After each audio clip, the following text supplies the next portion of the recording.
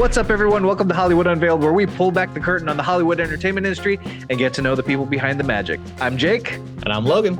And Logan, our guest today is the creative director and president of PCB Productions with over 20 years of experience in film, music, new media, and AAA video games. He is the talent director of many of the top grossing video game titles in history, including Call of Duty Black Ops 1 and 2, Call of Duty Modern Warfare 1, 2, and 3. He's worked with such clients as Activision, Ubisoft, Sony, Electronic Arts, Microsoft, Sega, Capcom, Nintendo, and Disney, and has recorded over 700 commercial releases, including the Call of Duty series, Saints Row, Ghost Recon, Spider-Man, Yakuza series, Tony Hawk's Pro Skater, Persona, Rainbow Six, and Titanfall. And a favorite of mine, BioShock. There you go. His film, The Phoenix Incident, has been winning all the awards across multiple film festivals. Logan, our guest today is Keith Arem. Oh, he was a good one. Like, you know, we've worked with Keith before on a project, but it's always fascinating to get to talk to some of the people here in these and just get to hear a whole side of them that you never really get when you're on set with a person. Oh yeah, I've known him for years now, and he's always been just the friendliest guy in all of Hollywood. And he's been so welcoming and in introducing me to the world that he works in. And I've gotten to work with him on a number of projects, including my own personal film, where he helped me out with the sound design and the mix and everything. And he was so helpful and gracious in everything he's done. And it was really awesome to get to know Keith and where he comes from and get to know him even more than what I already knew, which was, I thought a lot, but I learned even more. And I think one of the things I found really interesting with his story was how it was he didn't start out with a set path. As we'll kind of hear through the interview, like he was very much kind of going with the flow of whatever was kind of coming his way, and it has led him to, I think, a really cool place. Yeah, that's been a common thing we're finding out with a lot of people in this industry, is that there is no one way to get into any particular area, or in his case, to get into all the areas, because he does it all, from video games, graphic novels, movies. But Logan, let's just get right into it. Here is our interview with Keith Arem of PCB Productions. Hey Keith, how you doing? How you doing, guys? Thanks for having me. Thanks so much for being here, man. You've really come up with PCB turning into a multimedia empire, producing everything from music, video games, movies, graphic novels, animation, everything. But how did we get here? Where did you start? How did you come up? It's interesting. I think, life is short, and there's so many things to do and experiment with and try. And since I was a kid, I was fascinated by music, by art, by visual effects, by makeup effects, comics, films, everything that was there. And so, if our lifespans were longer, I think, it would be great to be able to do everything. And for me, at the heart of it, I think I'm just a storyteller. I just really enjoy telling stories, and all these different mediums and formats are different expressions of that, right? So a film is a 90-minute linear experience, and a video game is an interactive experience that could go over 100 hours. And a music track is a story in itself, and then performing that in a concert becomes a whole nother expression of that. So I think for me, I just have always found different ways to express those stories, and as a result, it turns into a video game, or it turns into a comic book, or it turns into a motion picture or an animated series. And I've always been that way since I was a kid. And I think that I just had started into music because music was kind of an easier route to do that. When I was young, I started touring when I was about 14 years old, and I had saved up my money and got my first synthesizer. And there was another guy in my high school, and we had done like a talent show, I think, and won just doing covers of some, early 80s bad electronic music. Good electronic music, but we were bad. Wait, I need to stop you here. Touring. What do you mean touring at 14? Yeah. So I grew up in Arizona. I grew up in Tucson, and there would be clubs and there was, I don't know, a few different local radio stations. There was all these different venues all over Arizona. And so I started a band, and we were doing covers of Howard Jones and all these early electronic bands and stuff. And then we started writing our own stuff. And so we created a set and doing things. And I would just call up club owners or venues, and I had no idea how old I was. My voice was, I don't know, old enough that they couldn't tell. Yeah. And also in Arizona, they had laws that the liquor laws, you're not allowed to drink as an employee, so they can hire minors. So I was able to just sort of book in my band to all these different venues. And I'd show up, my dad would drive me or whatever. Yeah. I'd show up 14, 15 years old with all these synthesizers and computer systems and drum machines and everything. And it was awesome. And it was a lot of fun. And so I started at 14, 15, started doing about maybe 2 to 3 shows a week. And ended up, by the time I got 16, I got my first car. And then I started loading up the cars and trucks and started touring. And we were doing easily about maybe 8 to 10 shows a month.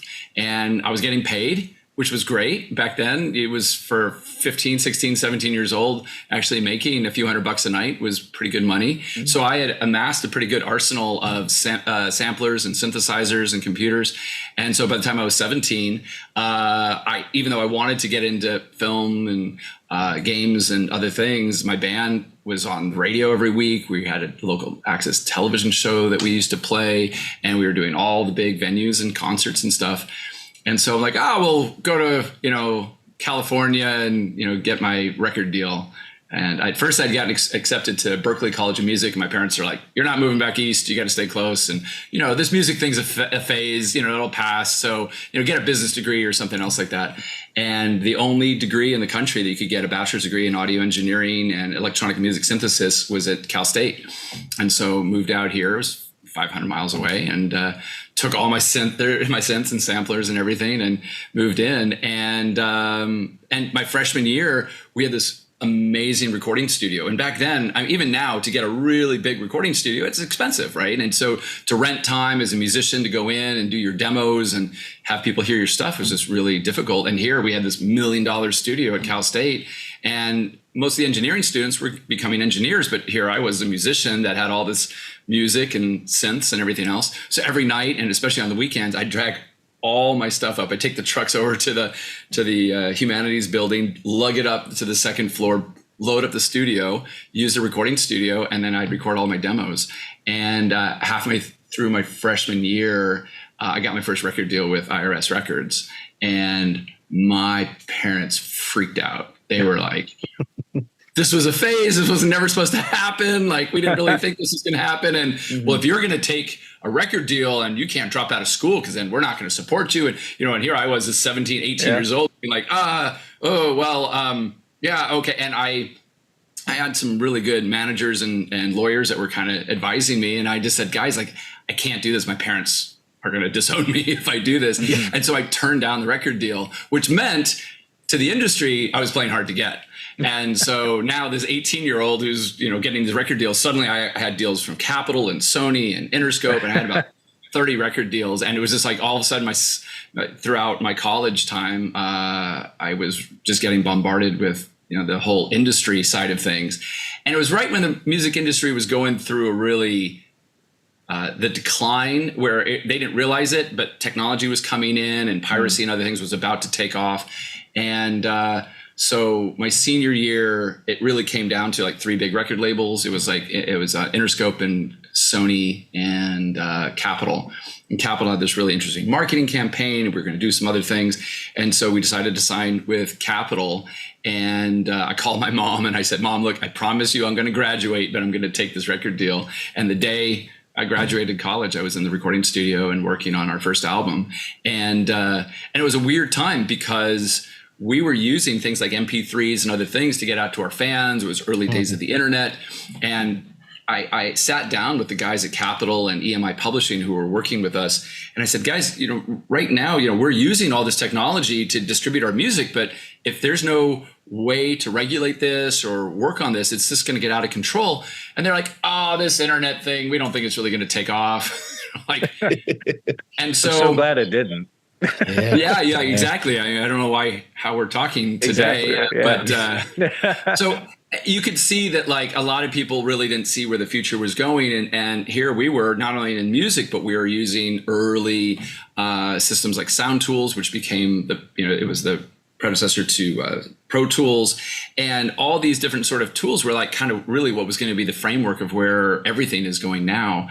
And the funny thing was that as our album was coming out and we're touring now professionally with Nine Inch Nails and Frontline Assembly and all these other big industrial bands that we were associated with, the whole time we're playing video games on the tour buses. We're going city to city and we're in the back lounge of the tour buses playing video games. We're playing Street Fighter specifically, which is really interesting. Now come full circle, 30 years later, now I'm directing the talent on Street Fighter 6 and getting to work on these games that were like bucket list things for me. Like I just grew up with this influence and get to work on it as kind of a fun circle.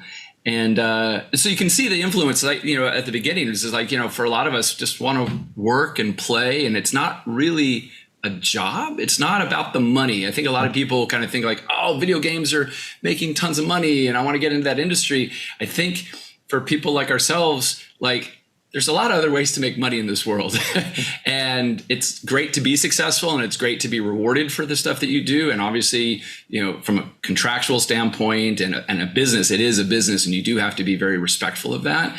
But if your motivation is because of the money and not the artistic value or the storytelling of what you're trying to do, then I think that the longevity is really hard to sustain, because once you achieve money, it doesn't really get you the things you want. It gets you more gear and it gets you the ability to do more things, but it really has to fulfill something deeper than that. And that's why when they tell musicians, like, you really have to write music for yourself. It's not for the audience. When you're a writer or a director, you have to do something that's for you first. It's not being selfish. It's just that it has to be sustainable. And as a storyteller, you have to tell the stories that you want to tell, and hopefully it's commercial enough that it'll be successful to do that. And I think that's the balance of all artists and storytellers, is that you have to be commercial enough that it will hit a mainstream, but it also has to be fulfilling enough that you feel good about looking at yourself in the mirror every day and saying like, I created this and I'm proud of this, or maybe I'm not so proud of that. But that's sort of the day-to-day struggle, I think, of what we do. And so that's how I started. It was just kind of like,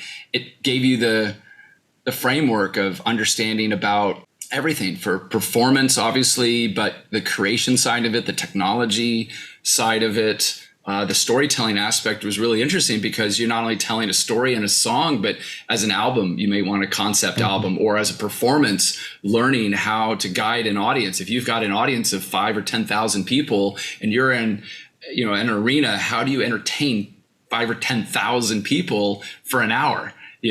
And that's really interesting to get into the psychology of entertainment. And so it's interesting. And I think it all comes down to just, doing what's right for you. And then hopefully people will follow that and you'll find your audience. So on that note, with music, like, what was the transition like from performing and recording music? How did that kind of transition into video games? So the whole time I was on tour, we were playing games, and I was like, enjoying it. I was getting into scoring movies, and I loved writing music, and especially electronic music, which was my background. And everyone was like, oh, your music would be great for video games. But the early video games were all MIDI, and they were using like little tiny synthesizers on board. And you could tell the technology was just in its infancy. But obviously these games were awesome. It's just the music was just limited by what the machines could do. And digital audio hadn't quite crossed that threshold into games yet. And so I was friends, one of the industry contacts, because Sony was one of the labels that wanted to sign us. I was friends with the senior vice president at Sony, and they were getting into early games. And they were in development on this little thing called the PlayStation, if you ever heard of it. It was kind of cool. Very retro. Very old school, right? Yeah. And so I was talking to him, and I had seen this news article or some report about this kid who was getting paid to play video games. He actually got paid to test games. And I was talking to him. I said, that's kind of cool. I said, do you actually pay people to play video games? I mean, we play games all the time, and when we're in the studio and doing stuff like that. And he goes, you have a bachelor's degree in audio engineering, and you're a recording artist on Capitol Records, and you're scoring motion pictures, and you're on tour, and you want to be a game tester? And I was like, yeah, that's kind of cool. And he goes, you need to be in production. And so he introduced me to this team actually up here in the Valley, and was one of the original guys that ended up being part of Tony Hawk and some other things, but they were doing this game called BattleTech. And they had a composer that had been working on it for about 11 months. The tech was really hard and never got any music done. And so, and had left the company. And so the head of that company was a great, brilliant programmer, and they introduced me to this guy, and they said, well, we're streaming this game and they need music, and you're a musician and music would be great for this game. And I'm like, I don't know anything about the Sega Genesis or any of these game systems that they're working on. And he said, well, he goes, but your music is great. And I said, well, is there a way that I can take my studio equipment and interface it into a Sega Genesis? He's like, yeah, I think so. I think we can break it open and solder in a serial port onto the side of the thing, and we can do it, and I had a serial to MIDI converter. And so I was like, well, maybe I can control this little Genesis from my gear.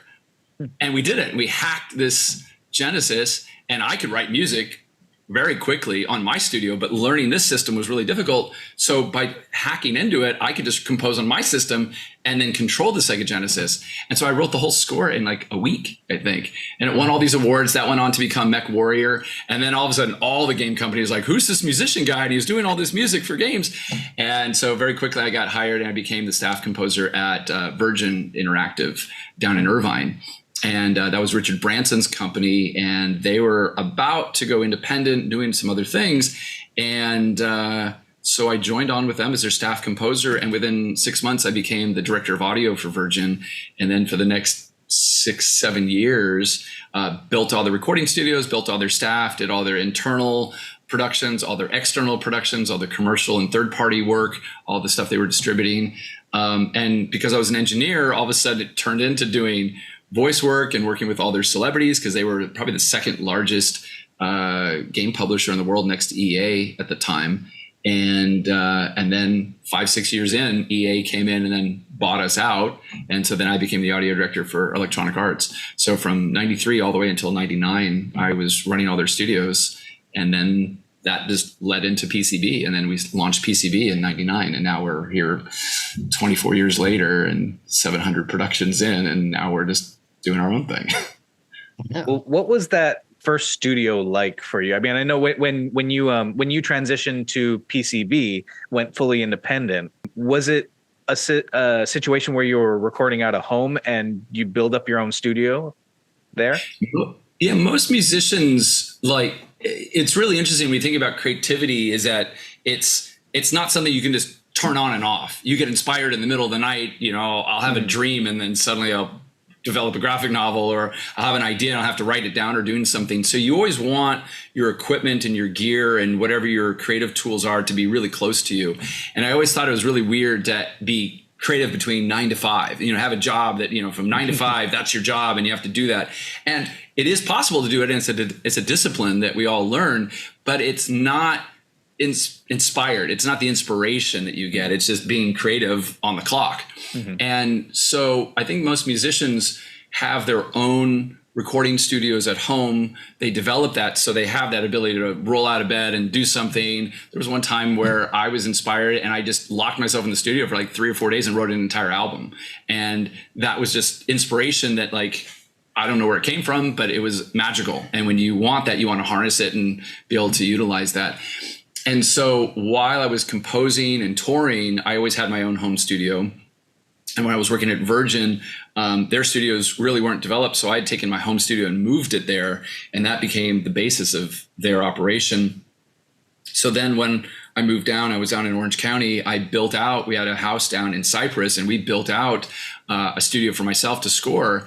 And when I made this transition from leaving Virgin and Electronic Arts into my own thing, I was going to work at other studios. I was working at most of the top studios around Los Angeles.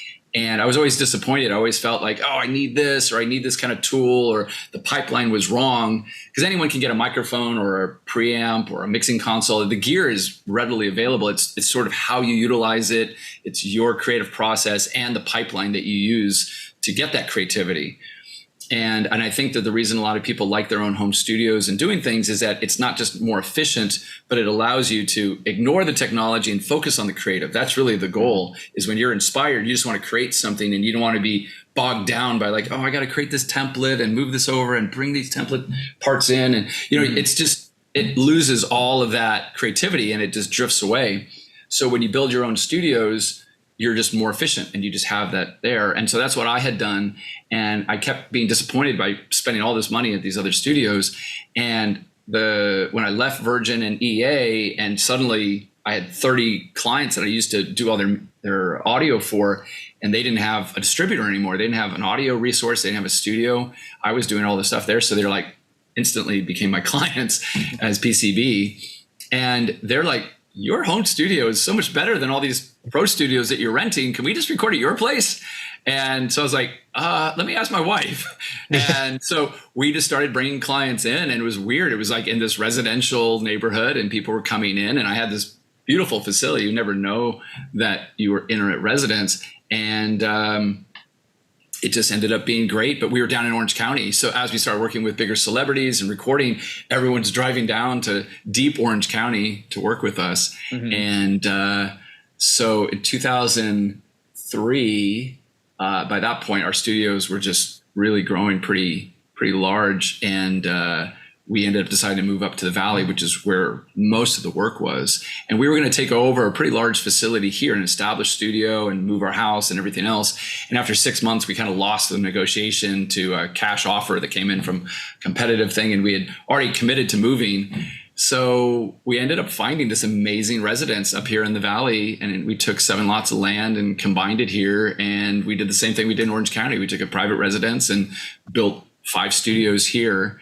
And so for the past 20 years, we've just been working independently as our own thing. And that inspiration, now I can roll out of bed and come in here and work. And, as far as we, can afford to, we try to, be ahead of most of the technology that's out there. We're creating most of the pipelines for the game industry now. Especially for performance capture and how a lot of the new processes are done. And it's nice because it's just all private. It's not like, the 9 to 5, even though we still run with our staff, we run a traditional workday. I'll be here till 2, 3 in the morning, still working on ideas and other things just because we have the ability to be here. And also had a great home life. I got to see my kids grow up. I got to spend a lot of time with my family, which was great. I didn't have to sacrifice that idea of all this hard work and then not have a home life to reflect that. So it's kind of an organic process, but that's, I think, how we found our way here.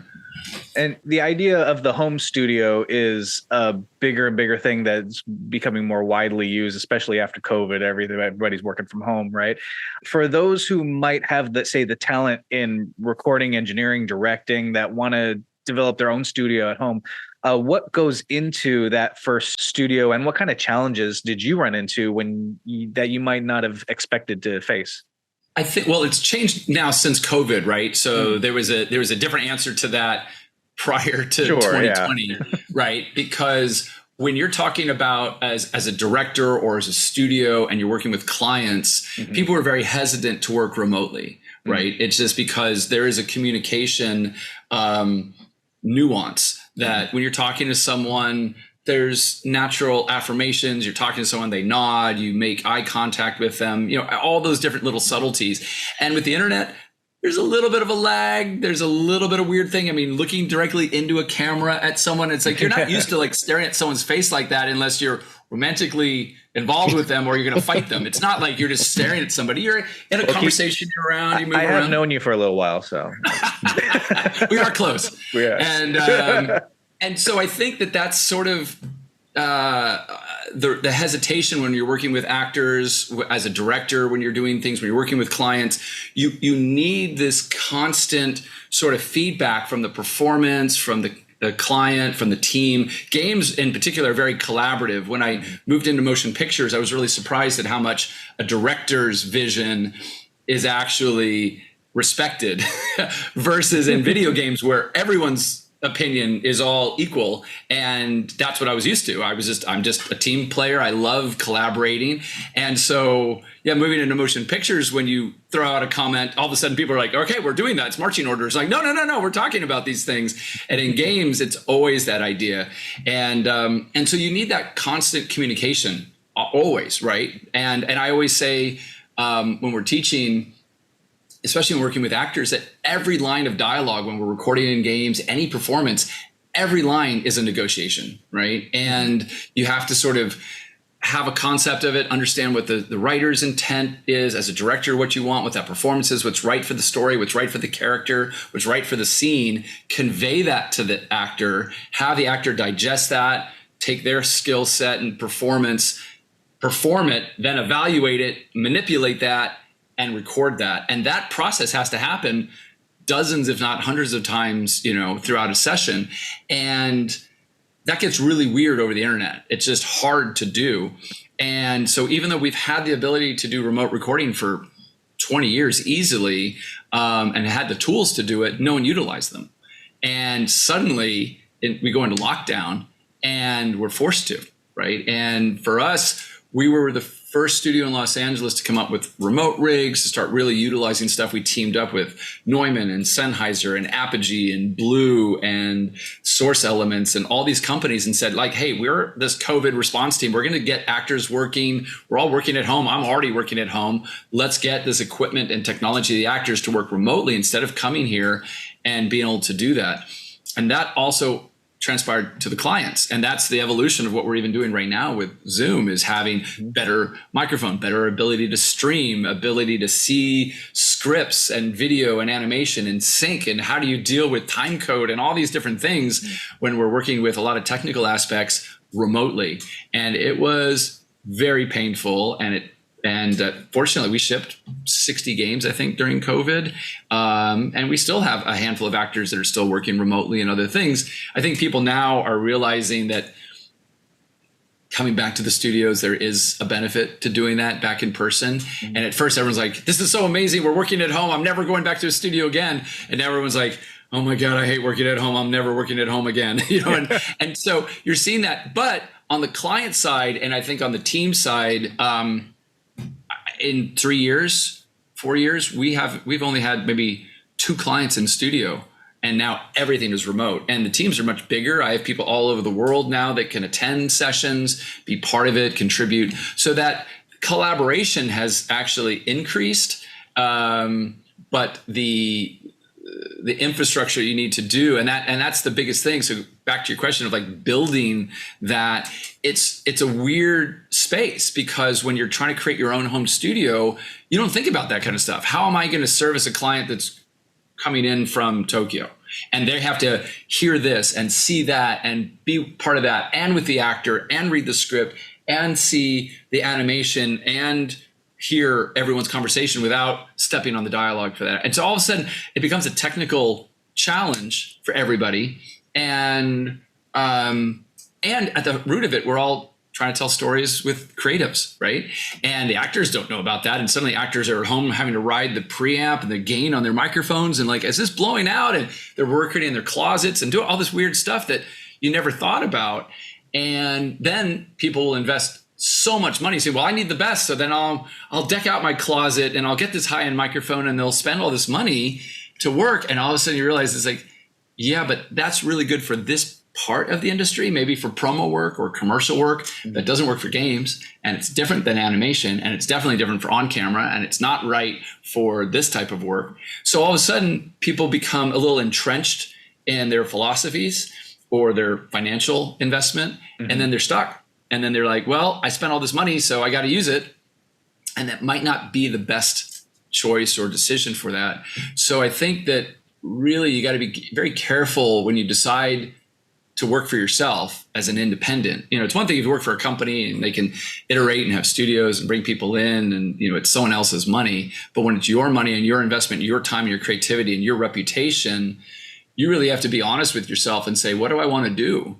And how is this? Do I want to do everything, or do I want to do this?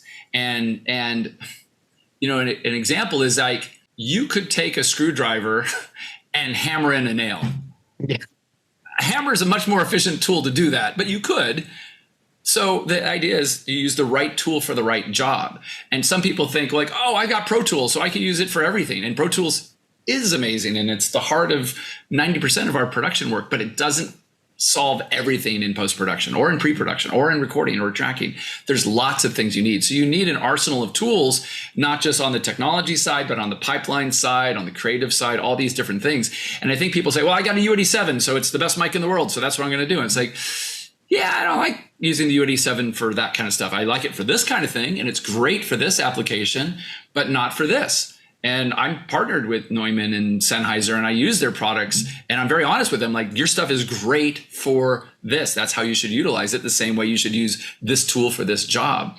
So I think that a lot of people, when they're creating their own studios or their own workflow, sometimes, they hear for things, they don't really, everything's very personal. Mm-hmm. And if you don't understand the application and you don't have a full sort of evaluation of what the technology is and what you need to do and how it applies, there isn't like just a one size fits all in our industry. And even in specifically like voiceover, so many different types of microphones, so many different types of preamps, they're all great. They're just different shades and flavors based on what the application is. And as a studio, you can invest in all of it and change it out based on the actor, based on the performance, based on the type of project it is. But I think a lot of people since COVID have just said, well, I can do this. I can create it all myself and do that. And they'll buy one thing and say, this is it. And unfortunately, it will ultimately limit the range of stuff that they're doing, just because a client says, well, that's great for you, but now you're talking to this other character and you guys don't sound like you're talking to each other. So now we either need consistency or there's all this post-production to fix what you did because we were stuck with that. And I think that's the problem. It's nothing about, the technology is all, available to us. It's just kind of people's tastes and other things. And when you're collaborating on such a large scale, you need to be pretty flexible. So I think that's what most people don't realize is that when they're investing in themselves, if they really are going wide, they have to be flexible enough to be able to work with other creatives and other technical pipelines that they may not think fits into what they had started off to do. Tell us about that first experience you had with the performance capture. Like, what was that first gig that kind of came up that it was like, okay, we got to get the performance kind of figured for that? Well, because I'd started in music, I was familiar working with doing vocals and using high-end microphones and preamps and other things, so I could capture vocals really well, but I hadn't really thought about performance outside of that. And the first big game I was working on that was very talent driven is when games started to become narratively driven as opposed to just gameplay. There's also a narrative to go along with that, which meant actors and celebrities and performance on a different level. And this first project, we had Tim Curry coming in, and he was the lead villain who was in its heyday, and it was brilliant. And so I was the director of audio. I'm recording this session. It's very prestigious. I'm great. I have this awesome studio.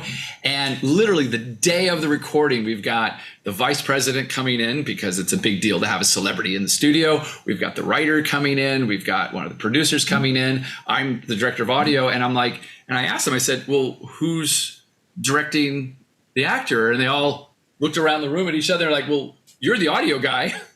And I was like, okay. And so literally it became this thing where even though I still had the input of the writers and the producers and everybody else, like I had to be that funnel of that creative vision. Now, directing Tim Curry is just watching the best performance in the world. I don't have to really do much. But what you realize is as a director, you're kind of guiding the ship, right? It's not that it's like your vision of everything else like that. You want to embrace other people's creative things. They're not just there to puppet what you hear in your head. They're there to create their own side of things within the context of where the entire production is going. And so working with a celebrity like that, who's so gracious and amazingly talented, you've got not only the best seat in the house for this amazing performance, but you're also saying, hey, like our other characters are going here. You may not have this perspective or this other information. Let me show you this. This is how you're going to fit in with everybody else to contrast or to complement. And so what you realize is as a director, and this is how I started to work with actors, was that this collaborative idea of saying, 60% of that performance is going to come from great casting. That actor already needs to be that character. It's not like a director's job is to teach an actor how to act. It's more like, how do you harness what they do already amazing and guide them so we're all going together? And so that was kind of the first step into doing that. And now I work with great celebrities every week. And it's amazing just to see the range of what people can do. I was doing Black Ops with Gary Oldman, and Gary is just like a legend and just such a chameleon of what he can do with his voice and acting. And doing performance capture, full performance capture, is a little different than just doing your voice. And so when I'm on a mocap set, we have the whole body to work with. Now we're starting to distill the performance into the voice, the face, the stunts, the motion, and bring in different actors to be able to do that. And so in this case, Gary didn't have his whole body and other things to work with. He was just doing the voice. And in Black Ops, it starts off with this very intense prison riot that's going on, where they're actually staging a fight that's going to lead into this breakout of this gulag, and him and Sam Worthington are about to lead this revolution out of this Russian prison. And it is just screaming, just yelling right off the bat. And actors can yell for a while, but it's going to tear up their voices to the point that they're not going to be able to perform. And even if they're great performers, just this instrument's only going to last so long. And so after doing so many hundreds and thousands of performances, especially with Call of Duty and a lot of these other yelling projects in video games, I sat with Gary and I'm like, hey, like, we're starting off in a pretty intense scene. Maybe we'll jump into his inner voice stuff and his whispered stuff and maybe his more of his speech, so we can get that done. And then we'll go back and we'll do all the yelling at the end. So if he blows out, then, you know, we don't ruin the whole day.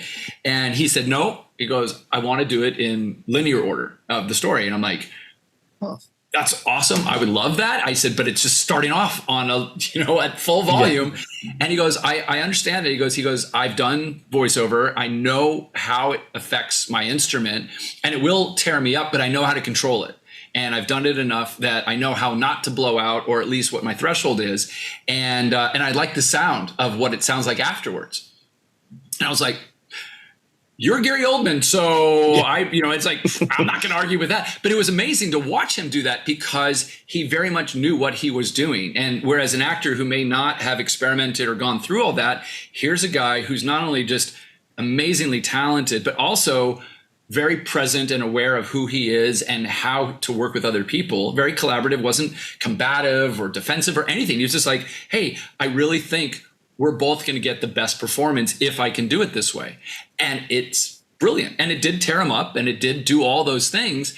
And he was awesome. It was just amazing to watch him work. So I think when you're a director in this industry, and as I came from music and then moved and evolved more into directing, and somehow I was kind of forced into directing because when my studios burned, and that's a whole nother story. But I kind of realized that, like, what I was doing as a storyteller in music was not too dissimilar of what I'm doing as a storyteller in film or for video games or for other mediums. And so over the past 20 years, it's really been this focus on how do you harness the best performance from an actor by letting them do what they do best, given the context of the world that we're creating and doing that.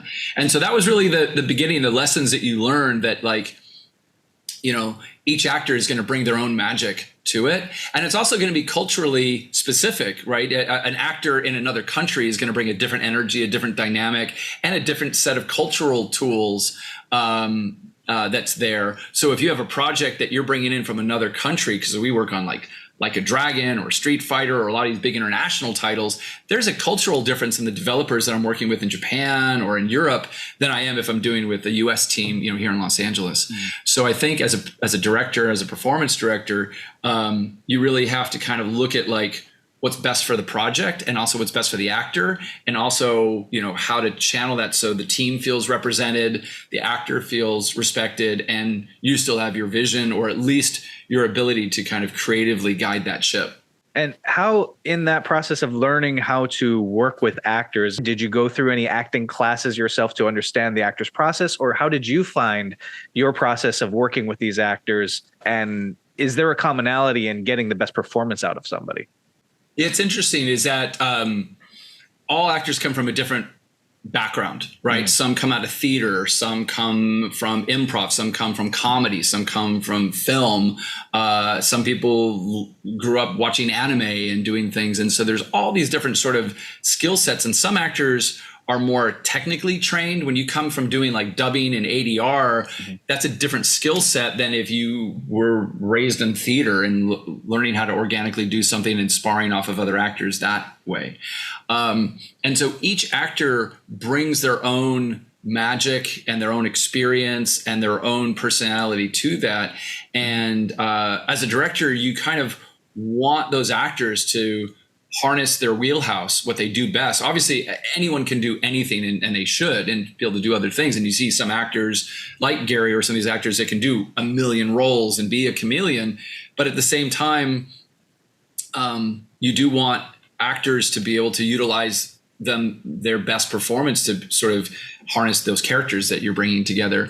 So I never took acting classes, but I used to watch movies like crazy. I used to like constantly watch films and be inspired by the dialogue, and I would always sort of memorize lines. And so being a musician and having like an audio memory of pitch and performance, you would remember classic lines from all these movies and televisions and other things. And that became sort of the cultural tropes that we all know. Right. You know, there's just certain lines and phrases that you know from a classic movie or a TV show. And it's not necessarily the writing itself that always does it. It's the performance, it's the cadence, it's that sort of intention of what that line is. And so I think I was really a student of film, of that idea of these movies that I was so enamored of. And I took that musical direction of what I had already learned as a musician and brought that into the performance. And so as a director, I'm a much more of a musical director than I am an emotional director. On set, more emotion, doing certain types of performance capture, it's much more emotionally based, where I have to kind of work into the nuance of something that's there. When I'm doing facial capture and I'm trying to get very specific facial animations, that becomes an emotional thing. But in game direction, a lot of it becomes musical direction.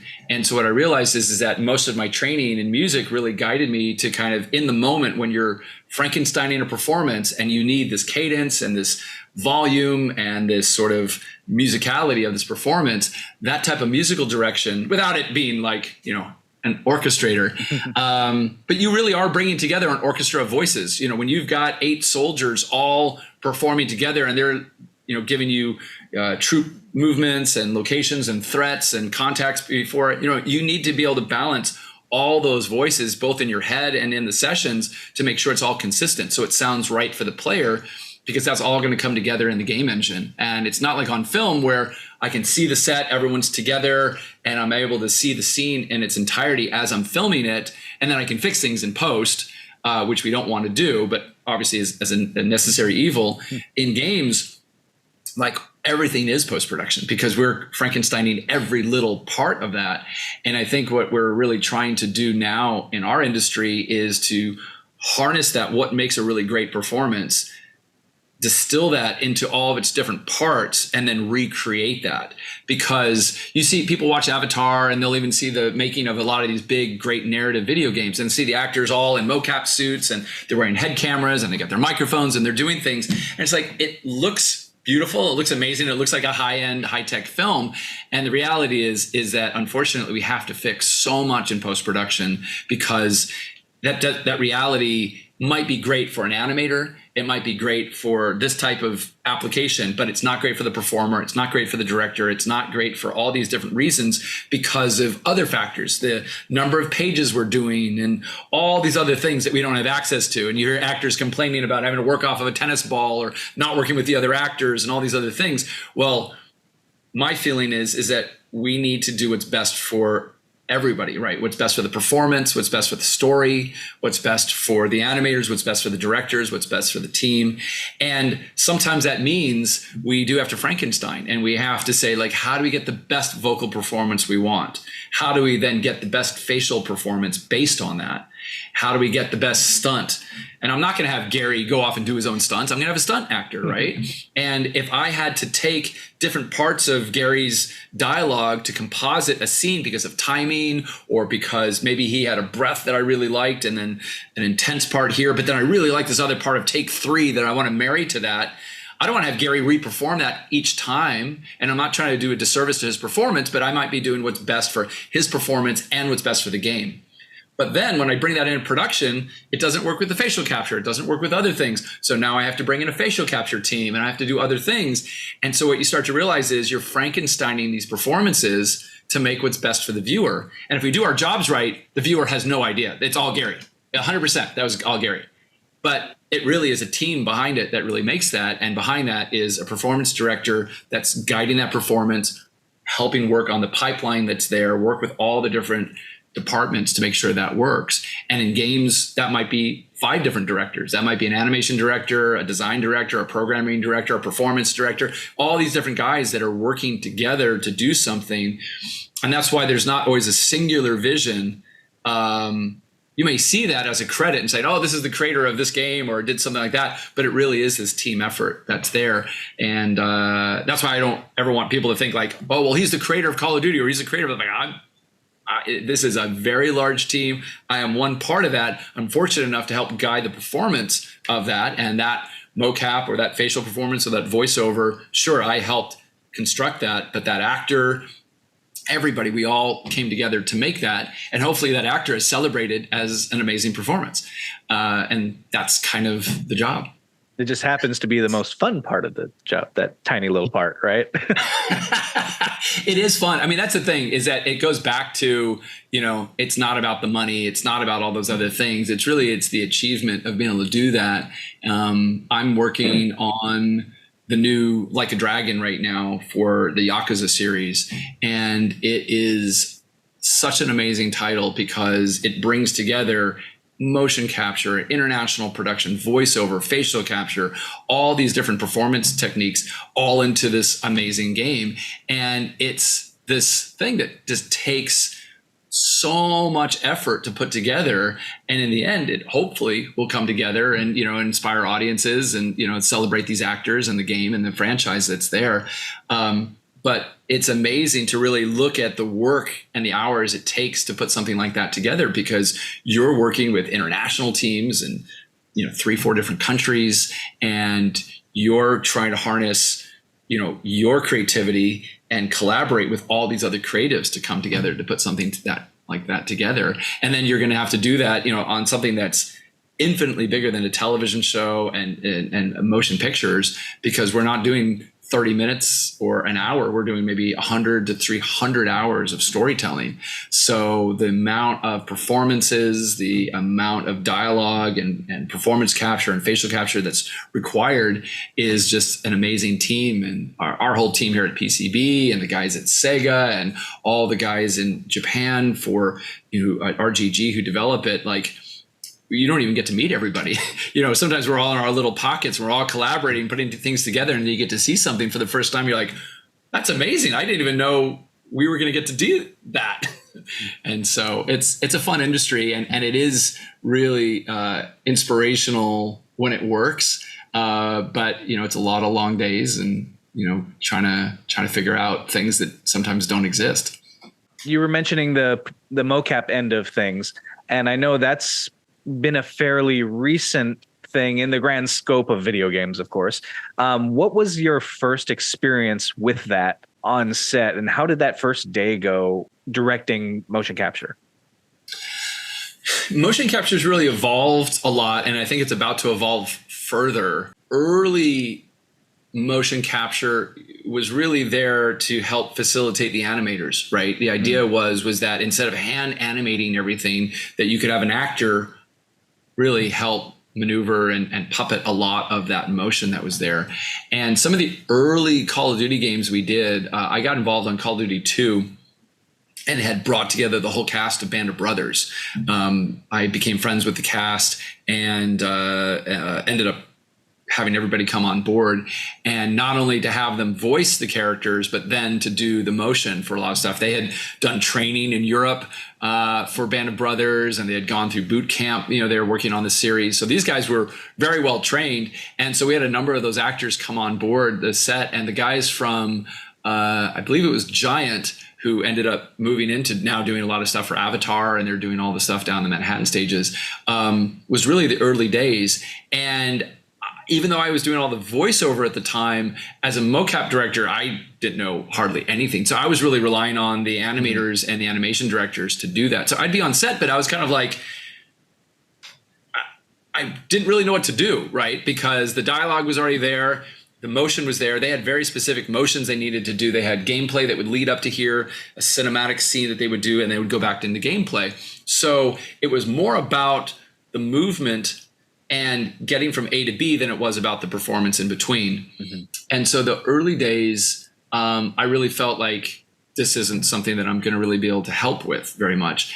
And as games became more narrative, and I would go to set and I'd work with the animation directors. The animation directors were great, but they didn't really know how to speak to actors. They could tell them, you have to do this, you have to do this, but to them, and no disrespect, they were treating them more like a prop than they were like harnessing their performance, right? Because they had a very specific objective. You have to go from here, from gameplay, through this scene, some dialogue bit, and then get after here.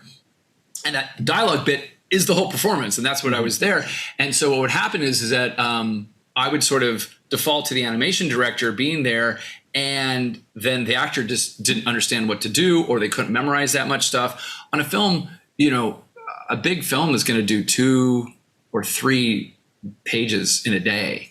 On an average mocap set, we're doing a minimum 10, 12, 15 pages a day. And sometimes there's no rehearsals. Sometimes the scripts are coming in hot. They're being rewritten. They're being written by 6 different level designers or different writers. Every project is different.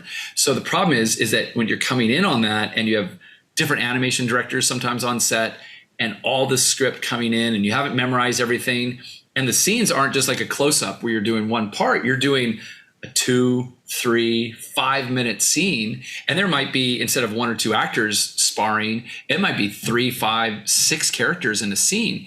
And if you miss one line of dialogue, one eye line, one misstep, one false cue with 200 cameras rolling, we can't just insert and stitch and fix it. We got to take the whole scene all over again. Mm-hmm. So a lot of actors are not used to that discipline, and it's just impossible to memorize everything for a 5-minute scene, having just gotten it that morning. And so you rehearse and you rehearse and you rehearse, and you end up just getting like, oh, okay, well, take 6 was okay. It was the best of the takes. We can fix it in post.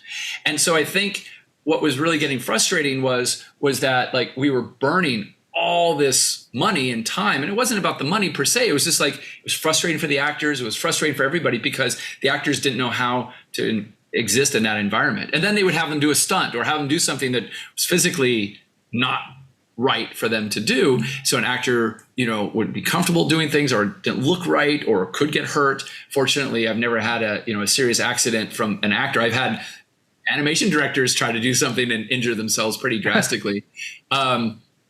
But that's why, and especially you can see where the unions are right now at looking at like protecting actors and doing things. But I think you're seeing this big evolution in motion capture right now because that system just doesn't work, in my opinion. And it's great in limited focus. Short amount of pages, really experienced actors, workshopping it, actors who understand all that kind of stuff, and utilizing them for the best thing they can to do that there. But across the industry, what I've really found is that motion capture or performance capture, as it is, really is distilled into all these individual parts. And if you look at how Pixar works, Pixar kind of believes, as I do, is that the performance originates with the actor really starting with their voice. It's not about the stunt. It's not necessarily about the action that's there. It's really about that actor's voice that's there. Now, if there's a lot of performance that is involved in terms of body motion and other things, then hopefully if that actor can also convey that, we can capture those together. But I'm always Frankensteining things because, there's my vision, there's the team's vision, plus the actor's vision. So sometimes the actor may get a lot of that. And even if they do, the 5 other people in the scene didn't do it, and I have to take the whole thing over again. And then I'm like, oh, but I love that part from take 1, but I can't because we didn't get it till take 6. So this Frankensteining that you start to realize is that as a mocap director, it really becomes really looking at all aspects holistically of the performance and saying, hey, what's best for this actor so he can really, or she can give us the best dialogue and performance that's there. If they can also move and do the motion, great. If they can also do the stunts, even better. And if they can also do their facial animation, great. But sometimes I have a great actor and you look at their face and you're like, what's going on with his eyebrow? Like, that doesn't look right. And then I have to fix it in post. So sometimes, like, even the best actor isn't necessarily the best for what we're trying to do in the game. And every game's different. So I kind of really have become more of an advocate of creating this performance capture pipeline that allows the motion actors to really focus on the motion and the stunts focus on the stunts. And the same thing, let the voice focus on the voice. And then we can bring it together and then recapture the face in post once it's all put together. And I think that's really where there's much more work available for directors and other people to come in to focus in. And they're like, you could be a facial capture director. You could be a motion director or a stunt director. But to think that you're going to get great sound on set, which you're not, and it's definitely not going to match the studios. To think that those actors are going to do those stunts, which they're not, which means I have to flip that out. To think that you're going to get it in 2 or 3 takes the way we do in a voiceover booth, it's not going to happen. To think that all those things are going to come together and there's the projects that have the budget to sustain that, it doesn't make sense. So that's why you're seeing AI come in. You're starting to see a lot of tools come in to help facilitate that, not to replace actors, but to actually facilitate helping bridge some of the post-production that needs to happen so the actors can focus on doing the best performance they can safely, and the AI can be a tool that can help blend in the mistakes and other things. And instead of using AI to create a whole new performance, it's actually taking to harness an actor's performance and keep them from having to do millions of takes that could actually degrade the performance. It sounds like there's the universal conflict of artist versus engineer and management versus the workers who are actually there. And while one thing works good for one of them, it might conflict with what the other end is doing. So it's a really interesting balance you're talking about there. You can do amazing things in post-production, and what's happening now is unbelievable. It's unreal how great the tools are becoming and what that's there. And I think that there's a natural fear that it's going to come to replace all of us. And sure, there will be companies that will use technology to replace people, and you're seeing it across the board in a lot of different areas. And automation was that way, and CG animation was doing that for 2D animators. There's, we've seen a cycle of tools coming in and threatening humans, right? And it really distills down to the thing is that what can be done by a human needs to be done by a human, and what can be done by a tool needs to be done by a tool. And in that, a tool is not designed to replace someone. It's there to facilitate and make that performance better. Now, it may streamline the performance and may mean there's fewer people doing that because you don't need all the labor previously necessary to harness that. And that's a natural attrition of any business. It's not just because of money. But it's also just about creativity and workflow and what's best for everybody that's there. So I think that you're seeing with the strikes and other things that are going on, this huge fear of AI.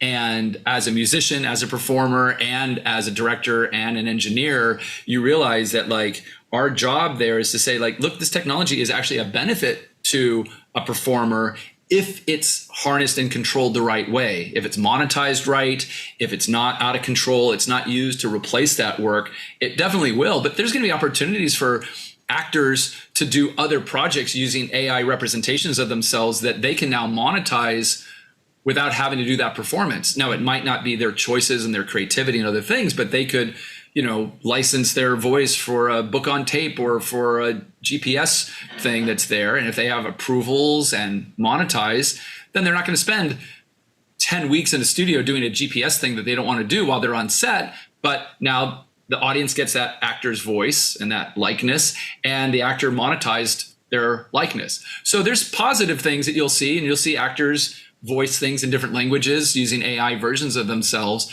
But it really comes down to us as both engineers and creatives and financially being responsible for this is not taking advantage of that and trying to say we're going to replace actors or we're meaning to do this for cheaper reasons. And so, it will, one actor who's doing all these different languages is going to put a French and a German and an Italian and a Japanese actor out of business, because now you're going to see Tom Hanks speak perfect, German or Italian or whatever. It's going to happen.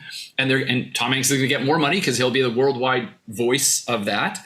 And now on the visual effects end of that, they're doing the AI where it's replacing the lip movements too for all of that as well. Yeah, companies like Flawless are doing that, where they're actually embracing the international actor. The actor's still dubbing, and then they move all that facial animation using deepfake and AI to do that. And that's a really great interim way to be able to do that. And I think so that's kind of the balance of what's going to happen in our industry and the growth that we're going through, is that there's a fear of being replaced. But at the same time, the tools are really beneficial to actually enhancing performances and making them better. And I think that we have a responsibility to make sure we're using the tools responsibly and not using that to just do it for financial gain for a studio or somebody that's just trying to get a cheaper bottom line. Because the money exists, the audiences are definitely there. Everybody wants this, and they're celebrating these actors. Nobody wants, I think, to lose that magic of that storytelling. I think the idea is that, we're consuming at a greater rate. Look at what happened during COVID. Oh my God, we were streaming everything and playing video games. And now we're coming back to work. Things are slowing down and, not consuming as much, but we've burned through everything. And so now there's a need for new stories and new, performances. And so it's a great time to be in the industry. And I think there's also a bit of frustration because the technology is getting so good that people are like, well, we can just use the technology to create all this new stuff. And I think that's why you're seeing so much controversy in our industry right now, because people are scared that, that the money is going to drive it rather than the creativity that we need. And I hope that, cool heads and creative people prevail, because it is a business, and obviously it needs to be sustainable. But we'll find our way one way or the other. Now, speaking of creative stories, tell us about the Phoenix incident. So how did that kind of come up? What was it like, directing on your first feature? And were there any big preconceptions that you had coming from the video game stuff into that were dispelled or confirmed as you were shooting? So I realized, working with all these great actors and doing the creative side of things of what I was doing, that I'm working for other companies constantly and using my creativity and technology and pipelines to make these productions bigger or more efficient or, just better quality. And most of the actors and celebrities loved this creative process and the environment that we've created at PCB. And everyone is like, when are you doing your projects? When are you telling your stories? Because you're a storyteller at heart. We know that, and we want to hear your stories. And so I created this it became a graphic novel called Ascend. And it was this early book I did about 20 years ago. And it was a dream that I had. Literally, it was a dream that I was able to harness and write down, became this top-selling graphic novel. And everyone in Hollywood, it seemed, wanted to make the movie, but no one wanted to make it with me. Not because of me being some jerk director. It was just that I was an unknown director. I was like, Who's this guy who's going to direct a $150 million motion picture? Like, what has he done? Like, oh, Call of Duty. Like, well, okay, cool. But he's doing video games. Like, he's not a film director. So I'm like, oh my God. And Hollywood, especially, very turbulent. And there was a writer's strike initially when I did it and other things. So I was like, you know what, let me create something smaller. So I created some other smaller books, and I created this book called Infex, another one called Dead Speed. And again, top selling books, did great, got to work with a lot of great celebrities. And everyone said, we want to turn this into a TV show or a movie. But it's too big and you're not, at a level that you can do that yet. And so then I said, okay, let me create this other one. So I created a smaller one. It was like $10 million. And I had like Sam Worthington and Idris Elba, who I'd been working with. They're interested in being in the film. Everyone's excited to do this. All about to get production. And we had money coming in, had some offers.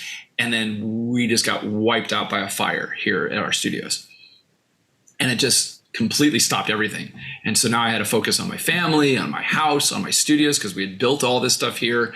And I was in the middle of doing Modern Warfare 2 and 10 other games. And so I had to rebuild our studios, deal with all the trauma of a fire, replace, all this other stuff, relocate my family. And so my film career just took a total sidetrack. And then right after that is when the housing and the economy collapsed. And so all the investment, all the interest in doing even a $10 million film just went out the window. So a couple of years went by and I'm getting through the lawsuits and getting through all this other kind of stuff, rebuilding everything and getting everything finally patched up. And there's no way I was going to get a 10 or $12 million movie off the ground. So I wrote this small script for Phoenix Incident and said, you know what, I'm just going to do this thing for like $1 or $2 million. And instantly had investors interested, but it was the kind of thing where like, we're going to shoot this thing small. I designed it in a way that like, hopefully I could just use it as my film school and learn. So then I could go up to do the 10 million one and everything else like that.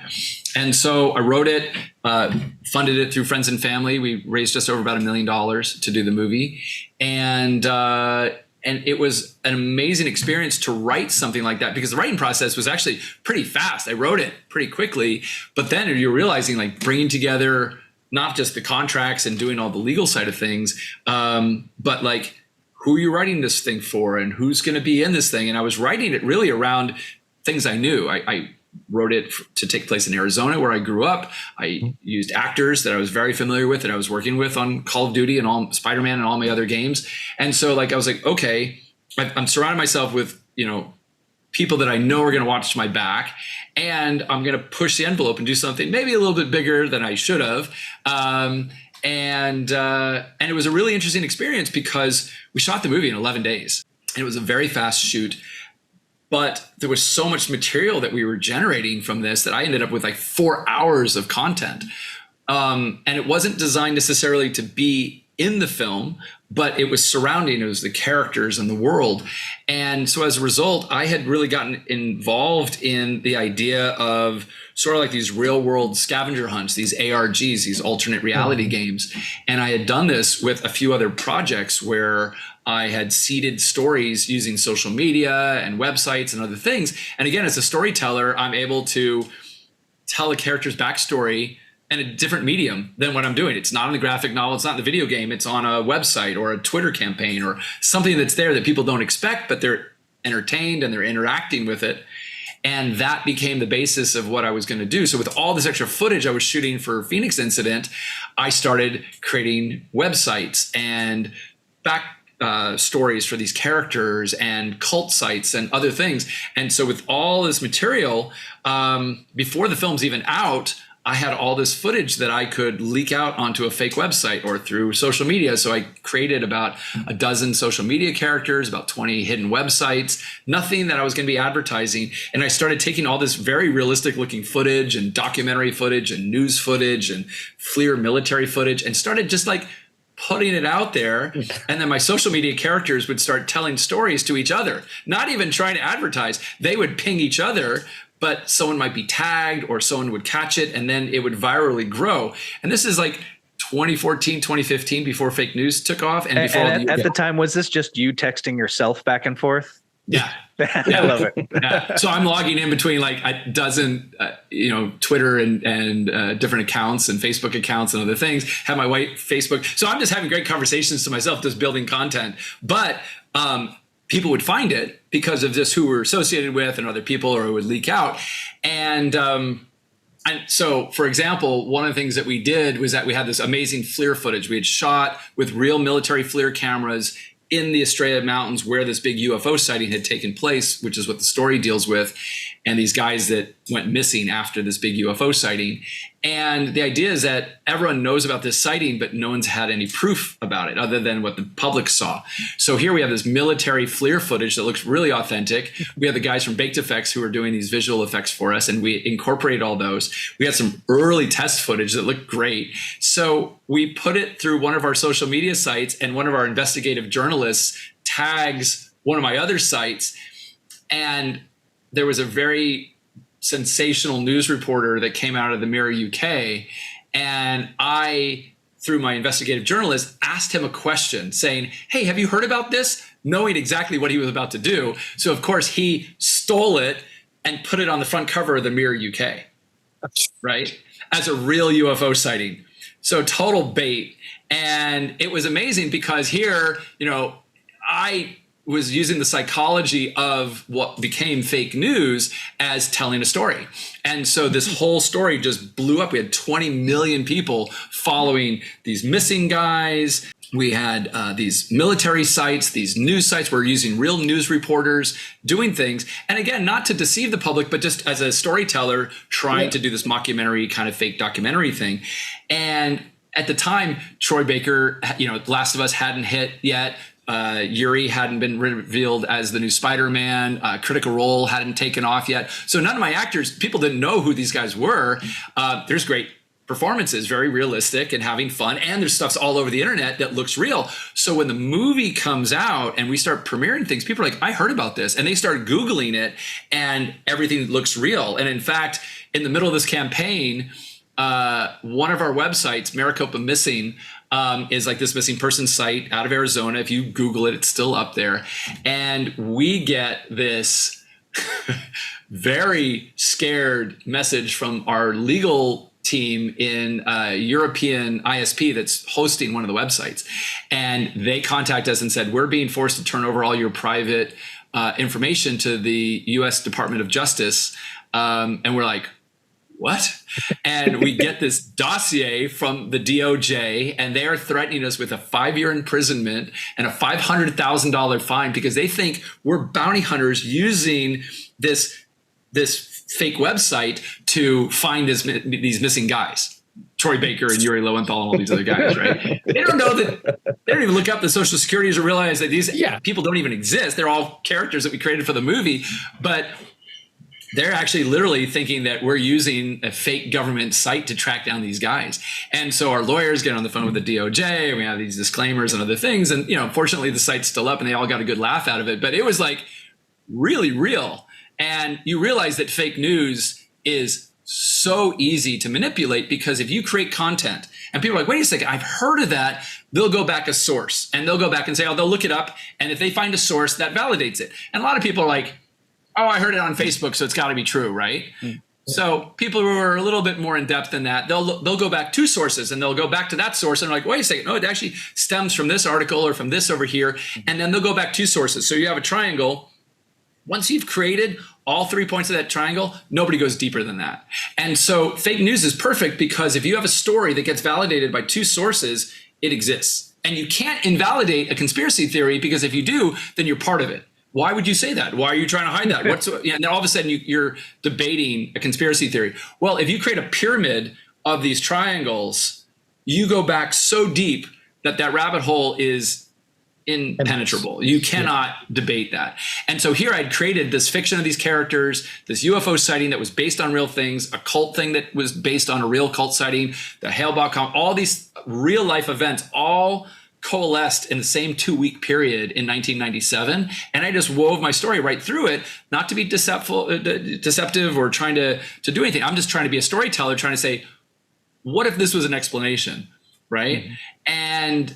And it just sort of kind of blew up a little bit faster than we thought of. And as a first-time filmmaker, you're also learning about dealing with investors and dealing with what do I do with all this shaky cam that we ended up in the desert, trying not to be the found footage thing that we are now. And how do we deal with visual effects that weren't written into the script? And how are we doing all these things? This is a filmmaker that I had never went to school for, learning those things. So it became this amazing experience, and not just writing or directing or producing, but then editing and then marketing, right? And when the film was done, Sony, Paramount, Relativity, everybody loved the film. We had all these offers coming in, and Relativity in particular really liked it because they had done Catfish, and they had a television series that spun off of the movie. They wanted me to, they went back and saw that other $10, $12 million one I was doing with Idris and with Sam Worthington. They're like, great, Frost Road is going into production, got a 2-picture deal, everything's great. So we told Sony bye, we told Paramount bye, and we took this deal with Relativity. It gets approved by the board, it gets approved by the president.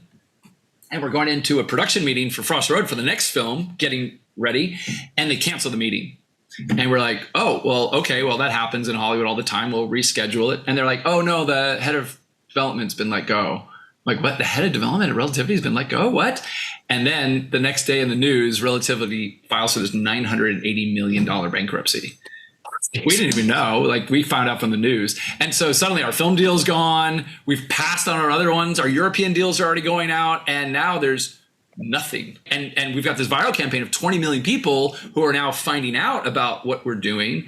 And so we ended up releasing domestically, on iTunes and Amazon and all these other different platforms, but not through, and we had a limited theatrical release. Fortunately, AMC and Cinemark and Fathom events, we were the first independent film to go out through Fathom. So we got all this buzz, but the problem is that just like what I saw in the music industry was that piracy was at its all-time high. And so we were the top 10 pirated film of 2016 when the movie came out, which is not a great honor. And I ended up going to Sundance, and this guy brought us, we did this big interview, and there was this guy that had this new platform, and the movie hadn't even been out at theaters yet or out internationally. It was just coming out. And he said, what's the name of the film? And he brings it up, and on his platform, he doesn't even write the software for it. It's just like this kind of like this Roku kind of thing. There was 200 sites with our movie. And I said, oh, that's the European release. That's not the new one that's coming out because the new one hasn't been released yet. And he goes, oh, give me a minute. And he goes out, all of a sudden they had the whole US release just there. Torrent sites all over the world, no way to shut it down. And I was like, wow. And so the film had been originally tracking really high. It had like an 8.8, even though the film wasn't out in the States yet. Yeah. So we hired 2 anti-piracy companies to shut down all these sites. And the hackers responded all in one day, very, very amazingly fast. They do review bombing. And so what they do is they just have bots, and our score went from an 8.8 down to a 2.2 in the same day. Oh. And we never recovered. I think we're floating at like a 5.5. The film's already controversial and has issues. It's not like it's the best film in the world, but like we certainly wasn't 2.2. And so we had to get these conversations with Rotten Tomatoes and with IMDb. And IMDb is like, I'm like, the movie's not even out yet. How could it be there? So it's obviously it's hackers that are doing this. Look at what the score was. Yeah. And the day our anti-piracy is, there it is. You can see it. And you can see it, and they don't even validate the reviews. They just have bots that are going there, and they don't care. And so they reset it, and it went back up. But you realize I was a victim of the same fake news that I was putting out there, right? Because, if someone tells you about a film, you're probably going to take that much more for as a review than a poster. You're going to see a movie poster, like, okay. Or you see a trailer, like, it looks good, but and then if I see a review online but I know somebody who tells me something, I'm going to rely on that person more than other things too. So a server at a restaurant could tell you like, oh, that's a really great movie. And you're like, I don't even know what your film taste is, but I heard it was good. Right. Yeah. And that's how we are. We're just kind of built that way. And that's how fake news was so easy to be able to like manipulate. And what was wild about Phoenix was that I was ahead of fake news and I was ahead of the Pentagon disclosure. So during COVID, right? Yeah. So now you've got all this stuff that's going on with QAnon and the Trump administration and all this other fake news that's going on around everything that's going on. And then the Pentagon just quietly says, oh, by the way, yeah, UFOs are real. And they're releasing like FLIR footage that looks exactly like out of our movie, and this little $1 million film suddenly like skyrockets up. So that's why your film has been hitting the festivals again now, right? So we just got the rights back. So we got the domestic rights back. I actually, this was a great chance that Jake, you and I were able to come back together because, we had worked on things over the years, was that you actually had this great idea. You're like, you don't really like that shaky camera stuff. Yeah. And I'm like, yeah, it's driving me crazy because you're running through the desert with a giant red camera and, unfortunately you can't stabilize it. And as a VFX artist, I hate that too. So it's a lot to track. It's exactly. And we did. And the guys at Bake did a brilliant job of tracking some of the shots, but it's still, there's shots in between there. And so is your suggestion, you're like, well, why don't we just composite that into like a laptop and minimize some of the shaking? So that way the environment is stable and you're watching a screen that has some shaky camera and that doesn't make the whole screen vomit theater. So you learn things that we can do in post-production to help. And as a result, just this year, now that it's been hitting the film festival circuit, we've won 58 film festivals. We won the Stanley Kubrick Awards. We won stuff at Cannes and Singapore, all over. Best horror, best thriller, best first-time director. We won the Days of the Dead Film Festival, the grandmother effer, and all sorts of other things that are awesome. And part of it is that people now are embracing the idea that, hey, this fake news, this is like a really great example of how you can manufacture that. And with all the UFO disclosure, people realize, hey, we're not trying to fake people out. This is something that needs to be talked about. And at the same time, we were able to really make the film a much more watchable film. So we're hoping now that we got the rights back that we'll probably maybe do a re-release and maybe ultimately get to Netflix or something else like that. That's what you're saying is it's a good slow burn. That's really what I'm hearing about this. We're a good slow burn kind of movie. Just but it is a couple years to kind of get there. It is, and as a filmmaker, yeah, you just don't know, right? And so now, fortunately, I've got 2 big films that are going, and we're getting investment, and they're much bigger films. And so that was really my film school. I don't really look at it. I mean, the film is monetized and it's great, and it's made its money back. But the idea is that really I wasn't doing that movie to make money. I was doing that movie so I could say, like, oh, this is what it's like to go from video games into film. And then hopefully one day I'll get to go do Ascend. And that's the dream, is to be able to do Ascend is the big one. Well, Keith, thank you so much for your time, man. We actually got to wrap it up. And I haven't even got a chance to talk to you about Mr. Floats.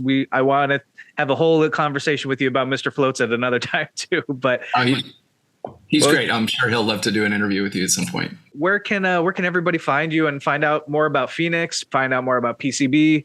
Where can they find you? So our website is pcbproductions.com and pcb.cc. And we have most of our game work there. A lot of our original productions are now through PCB Entertainment. So we're going to be releasing a whole bunch of new stuff. We've got a new graphic novel that's out with Wesley Snipes. We have a new one that's coming out with another big celebrity that's going to be announced very shortly. And then these new films that are coming out, plus we're working on some platforms for comic books and graphic novels and using the game industry and game engines to kind of help the graphic novel and comic book industry. So I think over the next several years, not only are our games that are all doing great are going to come to fruition, but then obviously the technology, the pipelines, all the stuff that we're doing behind the scenes, hopefully will help other creators like myself to be able to, use these pipelines for their projects. So that's kind of the next steps, and PCB Productions is always the best way to kind of follow what we're doing. Awesome. Well, thank you so much, brother. It's been great talking with you again. Hey guys, thank you so much for having me. I really appreciate it. I don't know about you, Jake. Like, that was fantastic.